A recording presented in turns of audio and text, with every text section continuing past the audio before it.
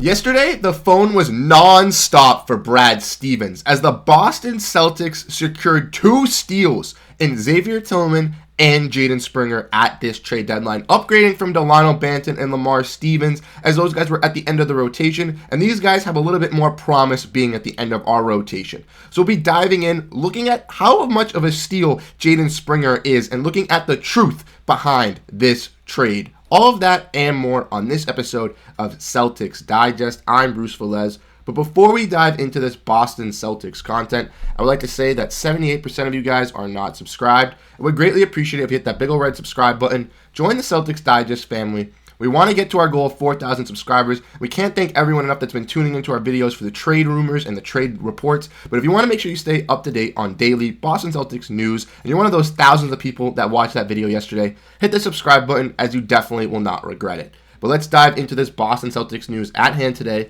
So make sure to grab a snack, as it is going to be a jam-packed episode as we dive in, looking at Jaden Springer being a steal and diving into the truth of how the Celtics acquired him. Now, you may be questioning and wondering why the Celtics went after a guy in Jaden Springer with the Grant Williams traded player exception, as he's a little bit younger, he's not really a ready-set veteran, and he's not going to be an impact player for this team right away. But the Celtics are very, very ecstatic from what they got in him. If we want to look at the trades from today or from the trade deadline, we can see that the Celtics trade deadline moves were flipping Dalano, Banton, Lamar Stevens, and 3 second-round picks for Xavier Tillman and Jaden Springer. And I personally think that is an upgrade for the Boston Celtics. Let me know what you guys think in the comment section down below. But if we want to look at Jaden Springer's stats, 4 points, 1.8 rebounds, 1.1 assists, 39% shooting from the field, 21% shooting from 3, and 82% from the free throw. He is not in any way an offensive creator and one of the best offensive guys, but man, can this guy play defense, and he showed it even versus the Boston Celtics himself.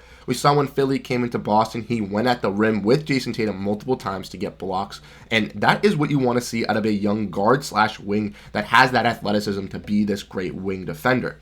We see with our wing-ish depth, we want to look Brown, Tatum, Hauser. We don't have an all-athletic defending type guy, and Jaden Springer could be that for this Boston Celtics team. And if we want to keep diving in, we can look at this tweet from Adam Himmelsbach, which came out roughly right around 2 hours after the trade deadline ended, which said that per sources, Jaden Springer was strongly endorsed by Celtics assistants with 76ers ties. Sam Cassell and a player development coach, Tyler Lashbrook, both coached him in Philadelphia. So that was definitely a helping spot for Jaden Springer to get into this team. Sam Cassell and Tyler Lashbrook, both really, really liked a guy in Jaden Springer, felt he could bring some, defensive tools to this Celtics team compared to a guy in Dalano Banton who was supposed to be this defensive guy for the Boston Celtics, but hadn't really showed it.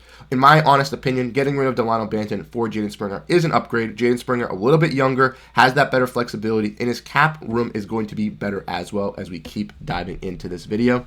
One thing that I do want to mention about Jaden Springer that has myself and Celtics fans amazed is that this was replied under to Dan Greenberg's tweet, showing that Marcus Smart is the NBA comparison for a guy in Jaden Springer, which as a Celtic fan and Marcus Smart being my favorite player, that is ecstatic and makes me happy as hell having a guy like Marcus Smart back in our locker room, a younger-esh guy that could be a Marcus Smart. And if Marcus Smart was already my favorite player for the Boston Celtics, I can't imagine how happy I'm going to be with a guy in Jaden Springer. I know that Sean Bernard from Sixers Digest, if you guys want to check them out, he made a video last night talking about the Sixers moves, and he was absolutely devastated that the Sixers let go of a guy in Jaden Springer. He was very high on him and thought he had brought some potential to the Sixers team, and I know a lot of Sixers fans were very frustrated as well. They let go of a guy in Jaden Springer because they felt he could bring a lot of defense to their squad and was one of their nice young pieces that they were kind of building up. And the Celtics kind of stole them from them. We want to keep looking. Obviously, Jaden Springer will help out a little bit too. This is from Dan Greenberg. With the Celtics going from having a $2.1 million contract in Banton for a trade next year, if they picked up his option, they go to a $4 million contract in Jaden Springer, which is very easily better for a second apron team, as it's a little bit easier for that team to move the said contract. That helps out the Boston Celtics, for example. Say if they want to extend Xavier Tillman because they have his bird rights and they want to keep Jaden Springer, they could use those guys to be moved in a deal for the future.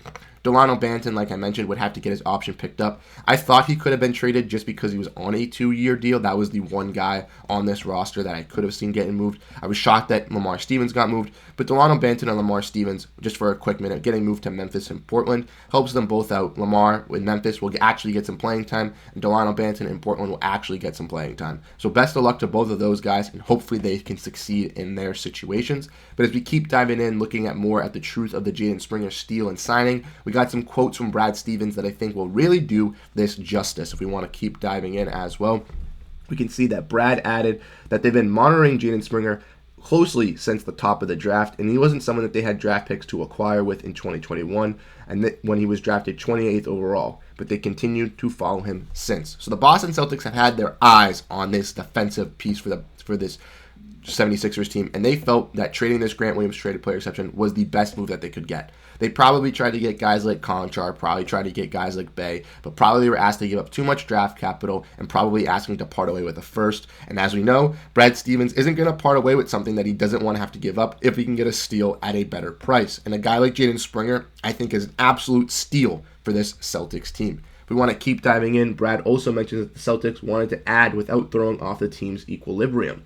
Kind of quoting that Springer and Tillman can kind of fill in for those Stevens and Banton roles. In this clip, he was basically saying that the Boston Celtics didn't want to touch their top 7 or top 8, as those are the guys that have high impact roles. And then obviously we've seen guys like Kornet, even Neemias Queta, Oshae Brissett get some light here and there when some injuries go down, or when they're asked to, play big for the Boston Celtics. So those type of guys had to stay, as they already had some chemistry. Guys like Banton, guys like Svi, even a guy like Lamar Stevens were the 3 kind of bottom guys at the end of the rotation that were thrown in here and there for mismatches, or maybe, to bring some energy as the first guy off the bench if they hadn't gotten any playing time in a while. But they were the guys that were kind of underappreciated and undervalued on the bench unit. So getting rid of 2 of those guys doesn't really mess with the equilibrium as much as Stevens said, because those 2 guys played the least amount of minutes for the Celtics, maybe 5 minutes a game if possible, most nights 2 or 3 if they got in for garbage minutes. So it's not like these guys really necessarily affected the lineup, and I'm sure that a guy in Xavier Tillman and Jaden Springer will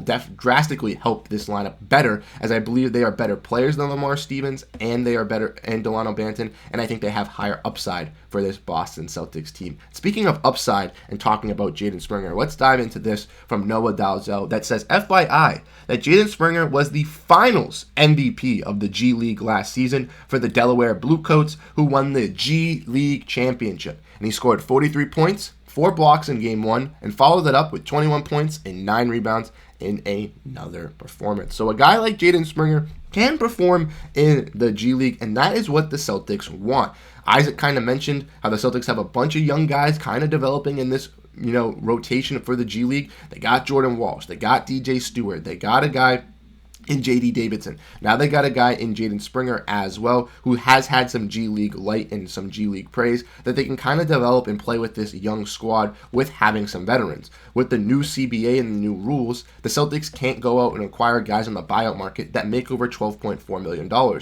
So with the NBA, the next couple years, we're going to see a little bit of experimenting with some teams, trying to hold out some younger guys, mixing with some older guys, trying to find the best balance of holding a roster to compete and win for a championship. And I truly think that the Boston Celtics are handling it the perfect way. Having, your top-tailed guys, the best starting 5 with Horford, Hauser, and Pritchard as your, main staples, but you're taking young flyers on guys like Xavier Tillman and Jaden Springer, who weren't being appreciated in their roles in Philadelphia and Memphis as much. And if we want to look at this last tweet from Bobby Manning, kind of speaking on Jaden Springer again, saying he's younger than most of the guys that we're looking at in the draft because Jaden Springer's 21.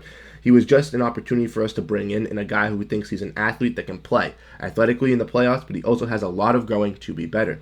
He also continued saying that he's got a long way and that he sees that these things will shake itself out and how he will play with the team. But they believe in him, they liked him from the draft, and that they've seen him make an impact, and they were like, whoa, he looks like he's making strides. Kind of talking about the 76ers as well. Kind of curious on why the Sixers gave him up, saying that they may have different values. In my personal opinion, I think the Sixers moved off of him as they've seen all these other teams in the Eastern Conference kind of growing. They want to secure some big names on the buyout market, and since they are one of the teams not aproned, but like some of these other contenders, they are one of the only teams that can go out and get guys. So I expect them to go after, the Kyle Lowrys, and the plenty of other role player guys that are available. Maybe a Joe Harris to bring in for their bench unit to replace Korkmaz. Those are the type of things I could see the 76ers doing. But honestly, I think Jaden Springer is a steal. I think Brad Stevens absolutely sniped this one, grabbing a guy like a Marcus Smart, even as Rob Version says, a kind of Avery Bradley-esque defender. If he can develop this jump shot, as we all know, no jump shot from Jaden Springer, but if he can develop this jump shot and get just more and more things under wraps for him,